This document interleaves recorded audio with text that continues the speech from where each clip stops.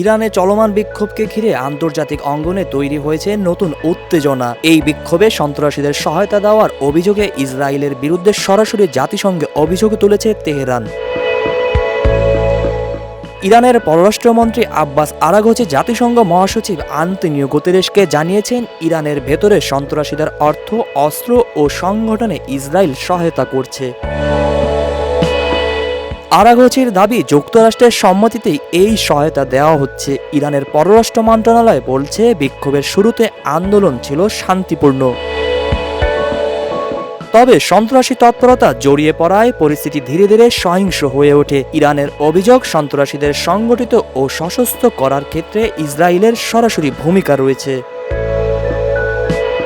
এদিকে জাতিসংঘের সহকারী মহাসচিব আবদুল্লাহ আল দারদারি বলেন, ইরানিদের ভয় ছাড়া নিজেদের দাবি প্রকাশের অধিকার রয়েছে। তিনি আটক ব্যক্তিদের ন্যায্য বিচার নিশ্চিত করার আহ্বান জানান।